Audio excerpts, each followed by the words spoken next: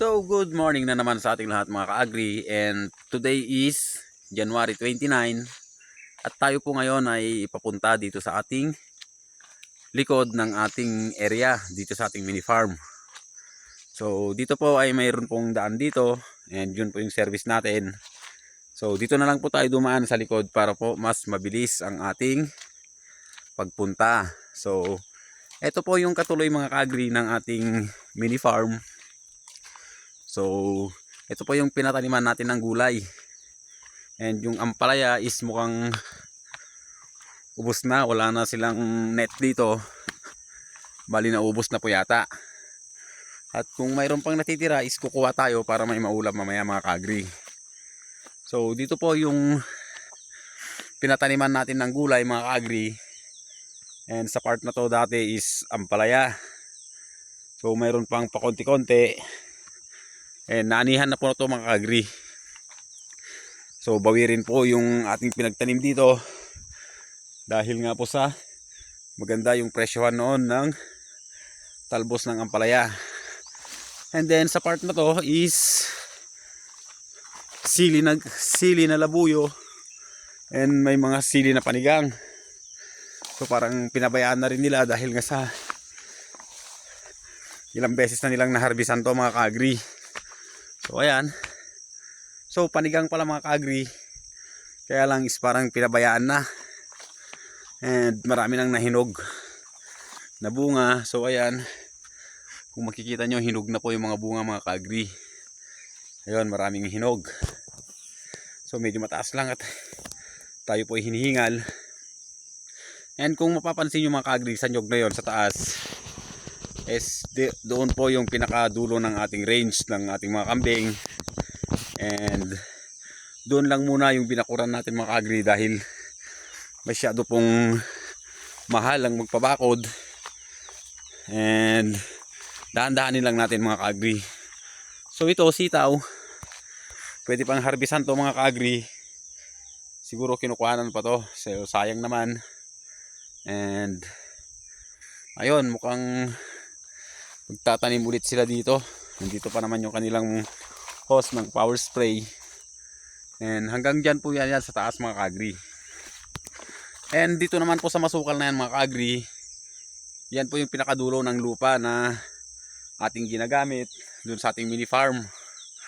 And sa mga puno na yan is yan na po yung ating nabiling lupa. So pupuntahan natin ngayon dyan at kukuha tayo ng wild na ampalaya. So masarap po kasing ulamin yung wild na ampalaya. So kaya doon po tayo kukuha. And kung konti lang ang makuha natin doon mga ka-agri is dadaan tayo dito mamaya ulit para kukuha po ulit ng ampalaya para hindi naman tayo masiro. So ayan, medyo may kataasan itong mga ka-agri. Bali bundok po kasi talaga siya. And dyan mga ka-agri sa part na yan sa may kawayan and then dyan sa may nyog, pag mayroon na naman po tayong budget mga ka-agri is dagdagan lang natin yung ating bakod. So patras po tayo ng patras hanggang sa mabakuran po natin lahat mga ka-agri. So dahan-dahanin talaga natin yan. Ngayon, yung mga tanim dito is parang itong sili is parang hindi na kinukuhanan. Mahal pa naman ng siling paligang ngayon mga ka-agri.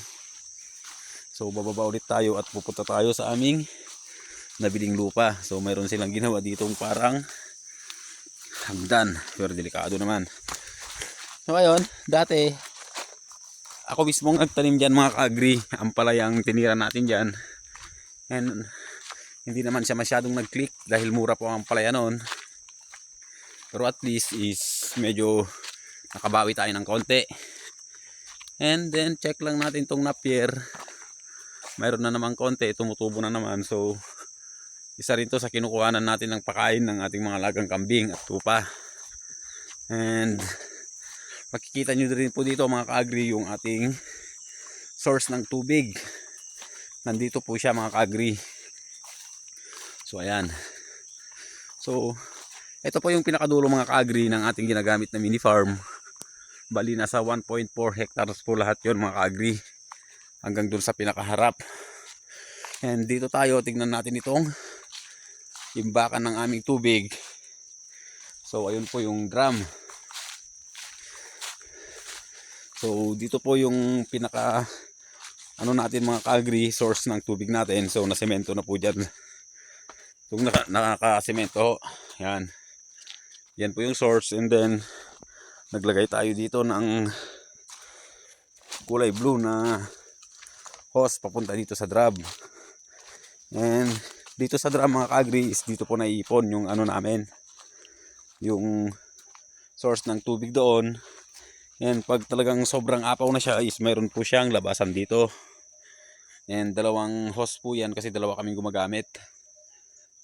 So ayan po yung ating source ng tubig doon sa ating mini farm. And then itong area na to mga ka-agri is biyanan ko rin po ito. May mga tanim na mahogany and milina. So dito po kami kumukuha ng kahoy pag aming gagamitin mga ka-agri. So ayan yung ating mga mahogany. So marami na po, and para lang siyang nakakatakot mga ka-agri pero hindi naman. And then ito yung nabili natin mga ka-agri. Hanggang taas po yan. Actually nilinis ko na to nung nakaraan mga ka-agri, mga December siguro, pero sa dami ng ating ginagawa mga ka-agri ay hindi natin na ituloy. Pero nakuha natin yung point A to point B. Pero sa taas na lang is unti-untihin natin mga ka-agri. Dahil dito ko po kasi planong itayo yung ating manukan tsaka yung sa kambing mga ka-agri. So yung sa native na baboy is tsaka na lang po siguro. Basta ang nasa plano mga ka-agri is dito natin ilalagay yung manok tsaka kambing. So most especially mga ka-agri is yung kambing natin is dito sa area na to. And yung gagawin nating pabahay is elevated. So makikita nyo po yung terrain mga ka-agri is talagang sloopy po siya. And puntaan natin yung pinakadulo ng aming nabiling lupa. And ito, malapit na tayo sa pinakadulo.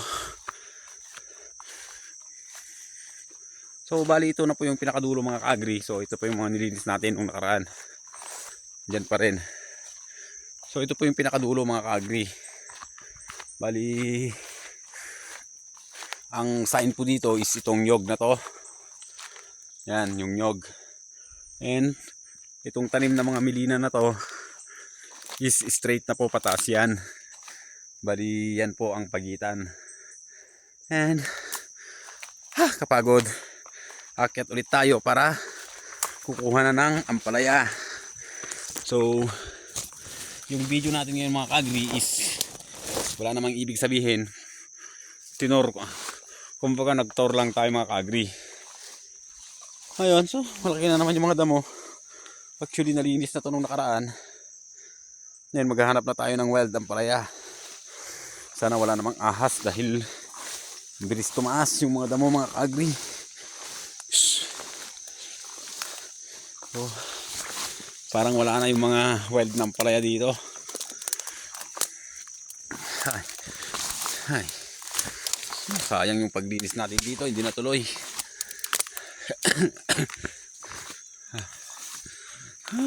Daanan ng baboy ramo yata to. So kaya mga ka-agri, nandito na po yung mga wild ampalaya. So ayan. So diretso po yan, may mga wild ampalaya po dyan. So ayun, dito na natin tatapusin yung ating pamamasyal dito sa aming area. So marami pa pong lugar ang hindi nagagamit. And para hindi tayo maabalang kumuha ng ampalaya is dito na natin puputulin mga ka-agri.